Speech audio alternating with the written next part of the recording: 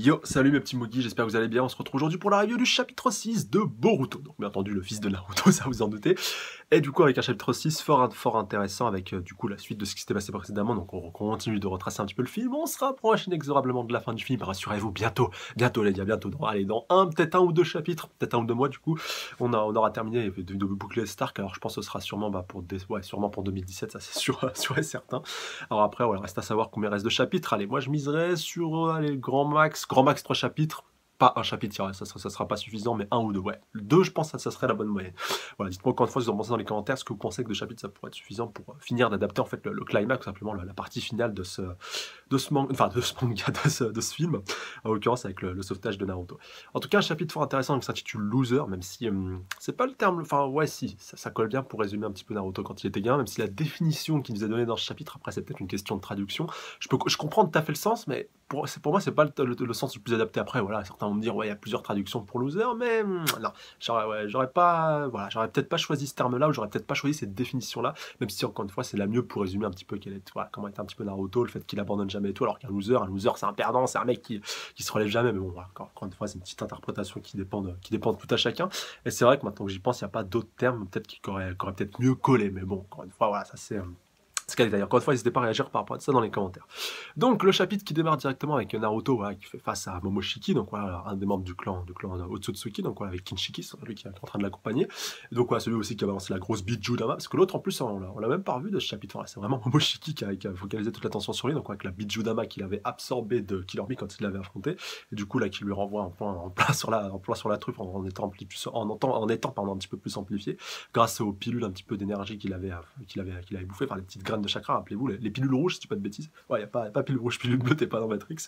Et du coup, Naruto, et ça, c'est un point important. En plus, c'est vrai, voilà, moi qui ai vu le film qu'une seule fois, c'est vrai que des fois, tu peux pas tilter sur tout.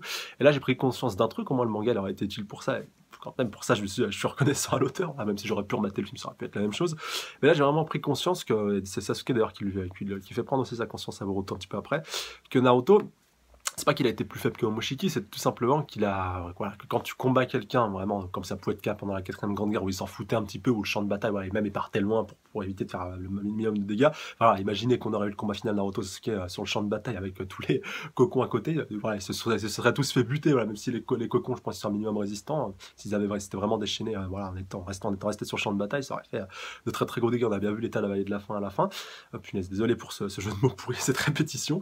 Mais là, au moins, on prend conscience d'un truc, c'est que Naruto, il pouvait pas se lâcher pleinement parce qu'il se serait donné à 200%. Je pense quand même, voilà, parce que Naruto, ça reste Naruto, il aurait pas galéré, voire même qu'il les aurait vaincus. Mais à quel prix? Car beaucoup de monde serait mort, et comme Sasuke le préciserait justement Naruto, Konoha aurait été rayé de la carte. Bon, là, il y a une petite exception qui aurait pu réchapper, ceux qui auraient été assez loin, qui auraient pu se protéger avec une barrière de chakra, mais quand même, voilà, il y aurait eu beaucoup de morts, et ceux qui étaient encore présents dans le stade ou dans ses alentours, les premiers, comme par exemple Hinata ou Imawari, pour citer un exemple vraiment concret qui parle au monde.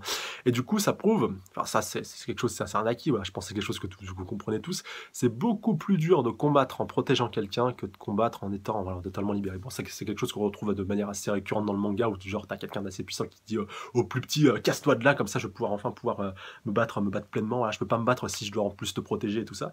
Et du coup, on prend vraiment encore plus conscience de Naruto qui voilà, vraiment voulu prendre cette attaque à bras le corps. En plus, on le voit aussi au début du chapitre avec Momoshiki qui lui dit mais voilà, mais pourquoi tu combats comme ça alors que t'es beaucoup plus fort et tout, enfin, voilà, les faibles comme toi ne méritent pas de vivre. Enfin, voilà, le discours voilà, typique, c'est peut-être tel qu'on le connaît un petit peu de méchant, voilà, c'est très stigmatisé, hein, en l'occurrence pour le coup, mais bon, je pense pas que c'était le but, voilà. Enfin, c'est pas trop le moment de se consacrer, de s'intéresser vraiment aux méchants, en l'occurrence, voilà, ceux qui foutent un petit peu le bordel, c'est vraiment, encore une fois, et puis même, ça va être ça pour tout le film, voilà, je vous le cache pas, mais si on va un petit peu plus penser sur leur cas un petit peu après, hein, encore, on va pas trop rentrer en profondeur. Après, je pense que c'est la volonté de Kishimoto à l'époque, quand il a fait le film, de pas trop en dévoiler par rapport au clan de Tsutsuki, voilà, vu que je pense que ce sera très certainement un enjeu un petit peu après, au fur et à mesure qu'on avancera dans Boruto. C'est encore une fois, j'ai hâte de le voir, mais il y a un tout nouveau background qui est en train d'être développé, et donc on nous distille, on nous montre un petit peu certaines choses, et après la finalité sera de voir jusqu'où on va aller et quelles sont les réelles intentions de ce clan-là, même si bien entendu, voilà, on a bien vu leur but, c'est de récupérer le maximum de chakra, le chakra simplement de Kaguya, voilà, leur membre du membre de leur clan, tout simplement parce que Kaguya aussi fait pas, voilà, ils la connaissent, vu qu'elle s'est pointée sur Terre et qu'elle n'était pas de la Terre à la base. Bon, si vous avez maté entre guillemets les HS sur le passé de Kaguya, vous avez pu apprendre 2-3 trucs et voir un petit peu le lien indirect, enfin le lien direct même d'ailleurs qu'il y avait entre Kaguya, Kinshiki et Momoshiki, comme quoi ils venaient tous d'une planète un petit peu lointaine, même si on ne sait pas encore laquelle, qu'on sait encore rien par rapport à tout ça, et je pense que Boruto sera une très bonne opportunité de montrer un petit peu tout ça. En tout cas, c'est une très bonne entrée en l'occurrence ici avec Momoshiki et puis Kinshiki. Et du coup, quand on va le voir un petit peu après, Naruto va prendre vraiment un masse de dégâts, il se fait même capturer, après on apprend qu'Hinata elle s'est battue et tout aussi, pour essayer de les protéger. Alors ça c'est vrai que ça dans le film c'est un petit peu dommage qu'on l'ait pas vu. Là du coup l'auteur aurait pu en l'occurrence rattraper un petit peu le coup dans le manga, et essayer de montrer un petit peu ça, même s'il s'aurait fait un petit peu un Pain 2.0, mais quand même j'aurais bien aimé voir un petit peu Hinata ce qu'elle était capable de faire en tant que maman, parce que malgré tout elle reste quand même l'héritière du clan Hyuga, même si ça par contre faudra le confirmer, mais bon en tout cas elle a progressé, pour moi elle a largement les compétences de pouvoir le faire, même si bien sûr Neji était plus prédestiné pour le rôle, mais voilà, en tant qu'aîné, après, il faudra voir ça, peut-être que c'est Anabi qui a repris tout simplement le clan, enfin voilà, faudra développer tout ça un petit peu après, ou alors peut-être que personne l'a repris, vu que son père, si je dis pas de bêtises, est encore vivant, logiquement, vu qu'il est pas mort pendant la 4ème Grande Guerre. Peut-être que ça aussi, ce sera un enjeu de Boruto, on verra bien un petit peu plus tard, ou alors qu'il y aura directement le transfert à Boruto, qui est son fils, et voilà, qui a peut-être du pouvoir des clans Hyuga, ou Himawari, pourquoi pas, on sait jamais, ça offre beaucoup de possibilités, tout ça. Et du coup, après, on va suivre un petit peu Boruto, donc, qui se réveille le lendemain, donc on voyait un petit peu toujours l'ombre de son père, mon père qui est classe et tout, enfin, voilà, c'est super classe et tout, voilà, qui le protégeait, puis surtout Naruto qui était fier de pouvoir briller devant son fils, on le voit bien, même si il pouvait pas se donner à fond, le pauvre, franchement, on avait mal pour lui. Et donc, finalement, ça nous a mené un petit peu à cette extrémité-là, donc là, avec Boruto alité, qui est pareil pour notre chère Hinata, donc qui a pris quelques dégâts, donc avec tout le monde qui a son chevet, que ce soit Sakura, que ce soit Himawari, tout ça, même Sarada aussi, et puis Mitsuki, et puis du coup Boruto après qui accuse beaucoup le coup par rapport à tout ça, voilà, qui apprend que sa mère elle aussi assez démenée pour pouvoir empêcher son père d'être emmené, et après au fur et à mesure de l'épisode il va prendre un petit peu conscience de tout ce que son père a fait pour lui, donc déjà premier point j'ai beaucoup aimé, donc il trébuche sur une mallette de secours en sortant de l'hôpital, et du coup après il tombe je crois sur le gant, le gant que l'autre prof là, il a un petit peu fabriqué, enfin le médecin, le scientifique un petit peu farfelu, je pars un petit peu dans tous les sens, et du coup il tilte et puis il dit en fait je suis qu'une merde et tout, voilà, il burk littéralement là-dessus, enfin il se débarrasse de ce gantelet du diable, ce gantelet c'est le diable dans Naruto, ça représente tout ce que le manga ne véhicule pas, vraiment tout ce que je déteste est condensé là-dedans, parce que ça casse vraiment tout ce qui a été fait. Mais après, je comprends le but, l'intérêt, l'enjeu et les finalités qu'il amène encore une fois dans le film, le rapprochement indirectement qu'il ramène entre le père et le fils, avec d'abord une rupture, car il faut d'abord une rupture pour mieux se retrouver. Et j'espère vraiment qu'on le reverra pas par la suite. Ça, c'est vraiment pas quelque chose d'utile. Limite, le Toubib, tu le dégages, tu l'expédies loin, tu l'envoies limite sur la lune. Voilà, il y aura à tenir compagnie aux membres du clan vivant qui restera du Otsutsuki, s'il en reste après.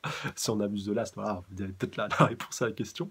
Mais non, voilà, faut vraiment que le gars il dégage ou qu'il fasse autre chose. Voilà, change de délire, ou alors investis-toi dans un autre travail qui pourrait être un petit peu plus productif pour les soins par exemple. Voilà. Essaie de moderniser un petit peu les hôpitaux de Konoha et tout, voilà, faire 2-3 trucs intéressants, ça pourrait être pas mal. Mais abandonne ton idée de gantelet, de commercialisation et tout ça, même si je pense que ça restera quand même présent vu toutes les avancées technologiques qu'il y a eu entre la fin de Naruto et puis le début de Boruto, même si on avait déjà un petit peu avant, mais quand même.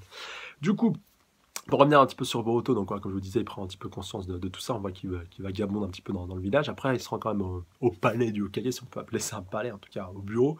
Il voit donc un petit peu toute la tonne de boulot qu'avait à faire son père, et il prend conscience lentement mais sûrement du rôle qu'a un Hokage, tout simplement, même si Sasuke lui avait un petit peu parlé avant de Naruto, même si c'était pas vraiment rentré dans les détails, mais il lui avait dit, voilà, ton père il a beaucoup souffert durant son enfance et tout, voilà, il a vraiment travaillé d'arrache-pied pour pouvoir réussir à obtenir ce qu'il voulait.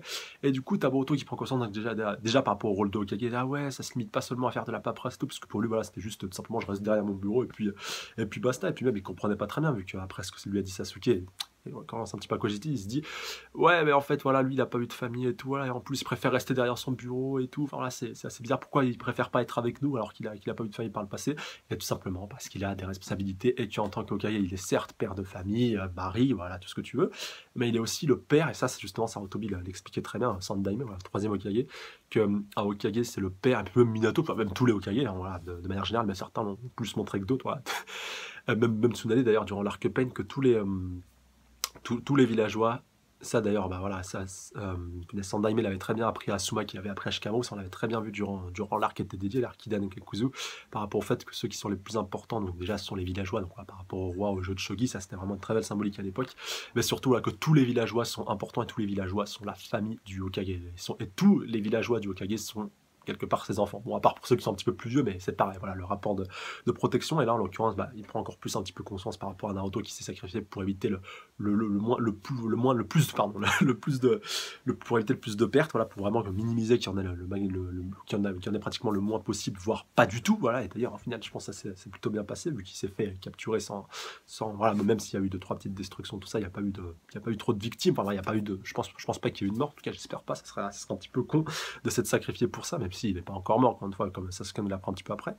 Et du coup, après, bah, Boruto prend un petit peu conscience, il voit la veste de son père, il voit sa photo, et après, il se regarde un petit peu dans le miroir, puis il lui dit putain, mais en fait, je suis qu'un loser. Enfin là, voilà, pendant tout ce temps-là, je vivais un petit peu dans une utopie. Voilà, c'est ça quand tu vis un petit peu pourri gâté, que tu vois un petit peu que le monde qui gravite autour de toi, il n'est pas aussi simple que ce à quoi tu pensais. Voilà, lui, il pensait que son père, c'était juste voilà, quelqu'un qui restait derrière son bureau à remplir des paperasses et tout, mais il savait pas voilà tout ce qu'il avait traversé déjà, premier point, tout ce qu'il avait enduré pour en arriver là, et surtout les responsabilités qui lui incombent en tant que Hokage. Et là, encore une fois, on a eu la preuve vraiment par A plus B. Là, il ne pouvait pas avoir, encore une fois, une meilleure preuve. Pour ça, c'était très bien trouvé de la part de Kishimoto dans le script.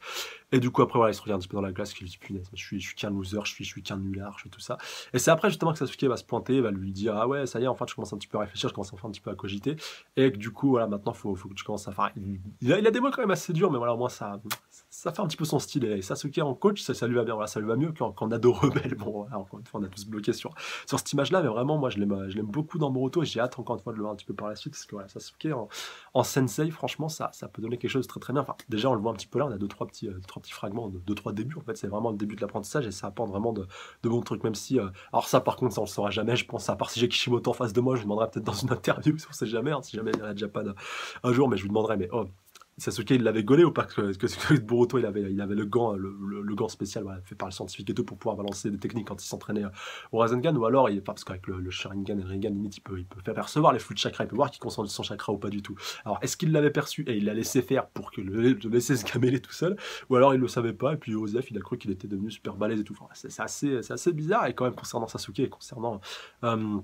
Sa perspicacité, parce que quand même voilà, il a mûri, c'est pas un Sasuke qui pense jusqu'à sa gueule et tout, enfin voilà, il a un minimum, en tant que sensei, t'as un minimum de recul par rapport aux entraînements que tu prodigues et que tu inculques.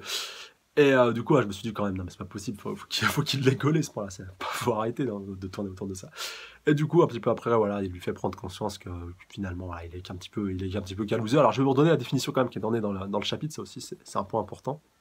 Sasuke dit, je le cite, cela signifie que tu hais la défaite au point de ne jamais abandonner ni reculer. Ça, c'est pas un loser, c'est un gars qui n'abandonne jamais. Bon, après, je peux comprendre le sens que, ouais, même si je perds et tout, je me relève toujours, voilà, quitte à perdre, quitte à me faire éclater. Un petit peu comme Naruto quand il affrontait Sasuke et qu'il était gamin, voilà, qu'il avait aucune qualité et tout. Ça, dans ce sens-là, je peux comprendre le terme.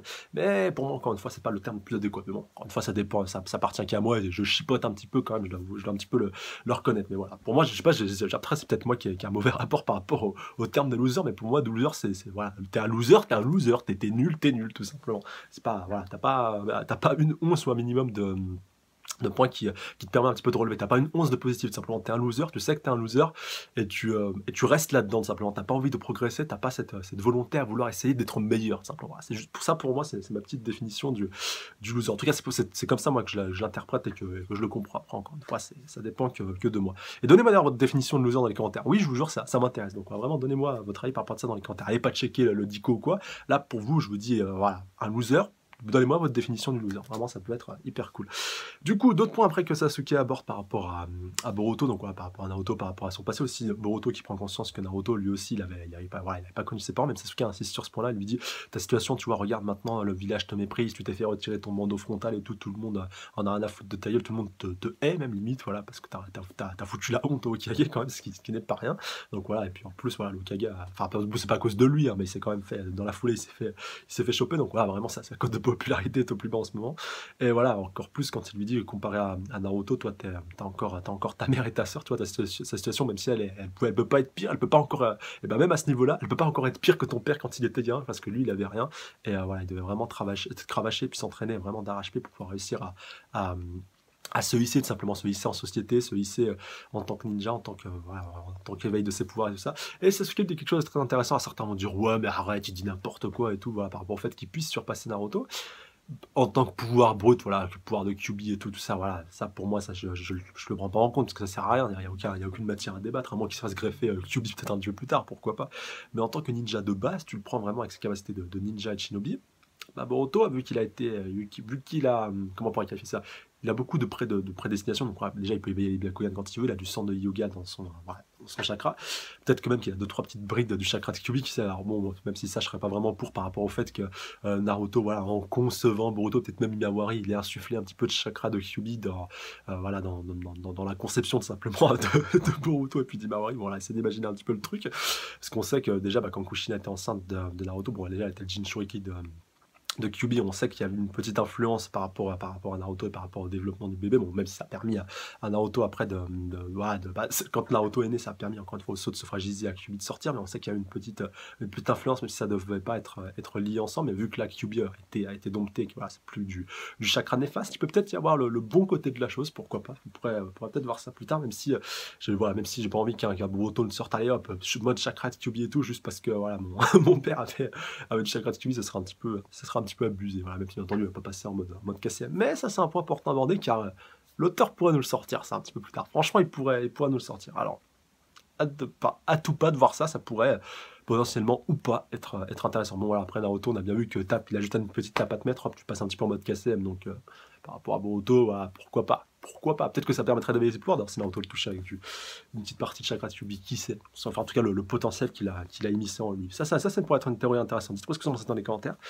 Et du coup, voilà, par rapport à ce que je vous disais, par rapport à Boruto et par rapport le parallèle avec Naruto, donc déjà en plus après, j'ai bien aimé quand il mettait la veste, qui lui dit voilà, il a mis la veste du loser, il a mis la veste du nul. Parce que c'est vrai que Naruto à cette époque-là, quand il était encore qu'un genin, en tout cas, bon, peut-être avant qu'il intègre l'académie, voilà, qu'il était le Naruto un petit peu qu'on connaissait, celui qui faisait le pitre, qui faisait les 400 coups, il était tout le temps un petit peu comme ça. Et du coup, ça correspond bien à la situation de Boruto actuellement. Donc j'aime bien encore une fois le parallèle, qui en plus, l'auteur, encore plus, enfin, Kishimoto aussi avait plus poussé le trait un petit peu après avec Hinata, donc il revoit de Boruto justement en Naruto, enfin, voilà, qui fait un petit peu le parallèle entre les deux. Enfin, elle regarde Boruto et puis elle voit Naruto quand il était Genin. D'ailleurs, j'ai un petit point à dire par rapport à ce dessin. Je reviendrai sur tous les dessins et sur ce que j'ai trouvé à peu près correct et puis ce qui passait pas du tout en fin de review. Ça vous inquiétez pas par rapport à ça, comme d'habitude, même si là d'habitude je le fais en début de review.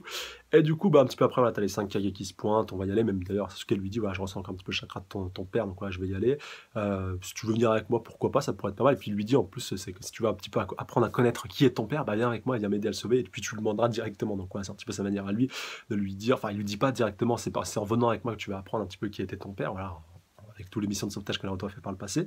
Mais au final, et ben à la fin, Boruto, même s'il n'en est pas encore conscient, bah il sera, enfin quand il arrive à sauver son père, et ben il sera encore, enfin il apprendra un petit peu à comprendre et à ressentir ce que faisait son père quand il était gamin. Donc à savoir de jamais abandonner, jamais rien lâcher, tout faire pour essayer de sauver les autres. Et donc un petit peu après, bon, on voit les 5 Kage donc, qui se pointent, donc ouais, il leur dit ouais allez c'est bon, nous aussi on va venir comme d'habitude. Alors avec le Karadin qui a un petit peu changé, Darui qui a une barbiche un petit peu plus complète, alors qu'avant il avait deux trois petites moustaches par-ci par-là. Gaara, la coupe de cheveux, ça va pas du tout. Voilà. Niveau du visage, du faciès, ça allait bien dans le chapitre précédent, mais là je sais pas, il a voulu faire une sorte de prolongement de la tête, enfin limite t'as l'impression qu'il a un crâne à la tirer en rien, un crâne qui s'allonge un petit peu, voilà, ça lui va pas du tout. Kurotsushi, voilà, un autre style. Alors c'est vrai que c'est pas voilà, tout à fait fidèle à ce qu'on avait vu au chapitre 700, mais ça passe, ça passe. Chojuro, pareil, petit bout, quoi. Ouais, c'est sympa, pourquoi pas, ça c'est gentil. Enfin, même si le book c'est plus ça, mais voilà, petite barbichette, ouais, pourquoi pas, ça passe bien. Mais par contre, voilà, bon, je vais vous le dire maintenant, Sakura et Hinata, ça va pas. Autant Imawari et Sarada, ça va très bien. Vraiment, là, on voit que l'auteur, il a bien bossé pour eux. Même Boruto, de toute façon, c'est celui qui dessine le mieux. Et heureusement, quelque part, parce que sinon, ça serait un peu inquiétant. Même Naruto, ça passe. Sasuke aussi, voilà, même si au début, ses cheveux, c'était assez dégueulasse, grisonnant. Mais ouais, non, ça, Hinata et puis Sakura, enfin, encore plus Hinata que Sakura, les cheveux et puis le faciès. Franchement, je vous dis, il y a une page où elles sont côte à côte. Vous cachez leurs cheveux, c'est le même faciès. Elles ont été dessinés de la même manière. Bon, à part qu'il y a Byakugan pour Hinata, mais c'est tout. Ah, bon, c'est juste le petit point qui m'a un petit peu fait, qui m'a un petit peu titillé.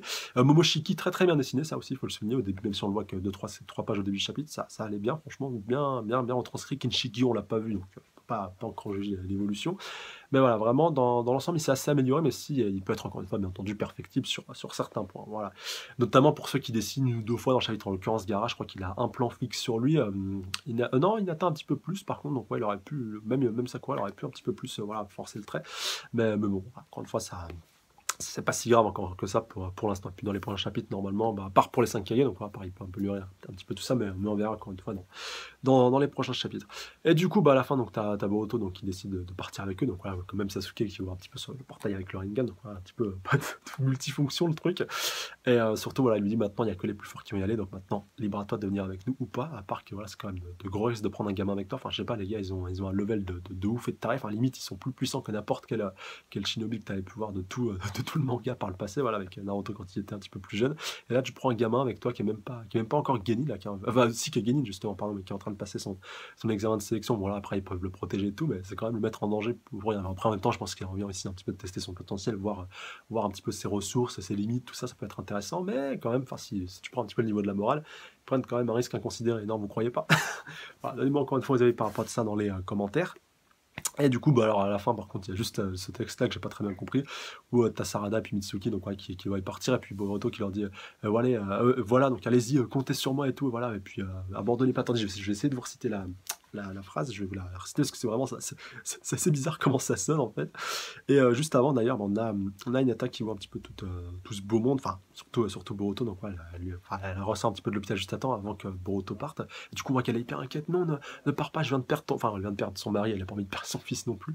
Et donc, mais quand même, elle voit un petit peu le changement de son fiston, et puis elle le voit directement au moment où il met justement le bandeau frontal de Sasuke, donc ouais, celui qui était rayé, et puis que Naruto lui avait récupéré. Enfin, voilà, ce bandeau, c'est limite celui qui a le plus d'histoire, en tout cas pour l'instant, du manga.